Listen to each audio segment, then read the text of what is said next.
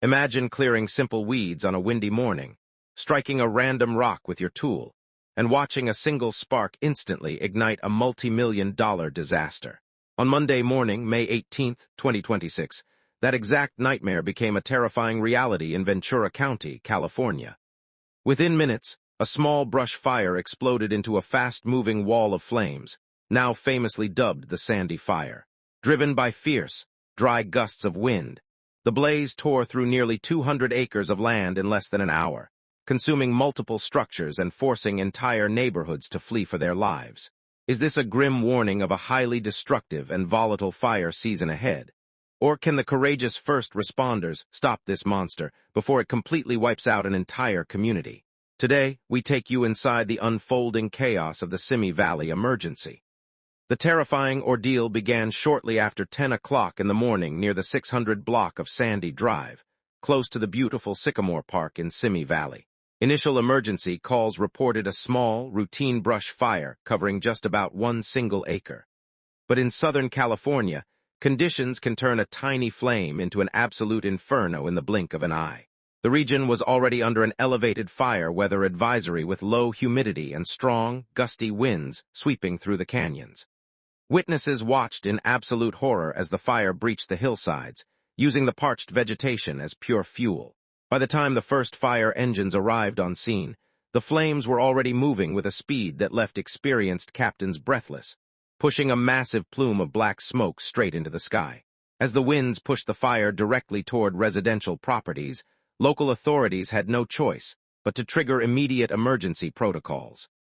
The Ventura County Sheriff's Office sent out urgent, high-level evacuation orders for Simi Valley zones 32 through 35.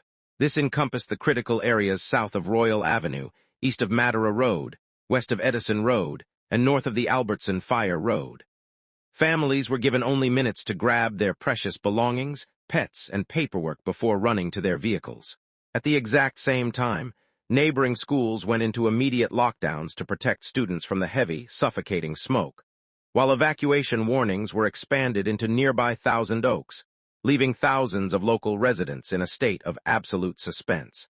While families scrambled to safety, the fire made direct impact with the community.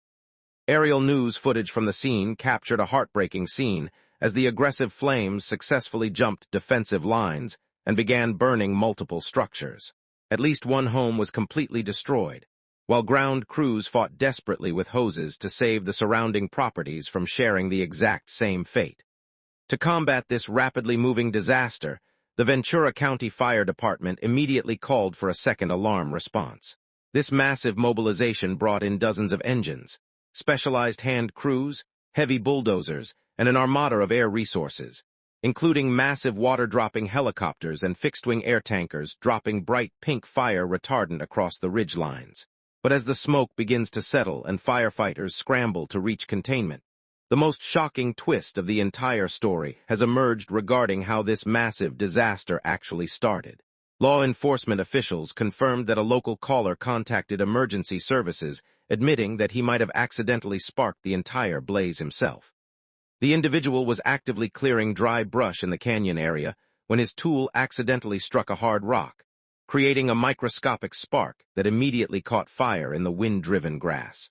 This jaw-dropping revelation proves just how incredibly fragile the California landscape is, where a routine chore can instantly trigger a massive environmental and financial catastrophe. The Sandy Fire has already scorched over 184 acres, and while ground crews are working tirelessly around the clock, the situation remains incredibly dynamic. Displaced residents are currently gathering at the temporary evacuation center established at Rancho Santa Susana Community Park, waiting for news about their homes. This disaster stands as a stark, early reminder of the raw power of California wildfires and how a single second can completely reshape a community. How do you feel about the accidental cause of this massive wildfire? Should there be stricter regulations on clearing brush during heavy wind advisories, or was this simply an unpreventable tragedy? Let us know your thoughts and leave your support for the evacuees in the comments section below. If you want to stay ahead of the curve with real-time breaking news, natural disaster tracking, and vital safety updates, make sure to hit that like button and subscribe to the channel.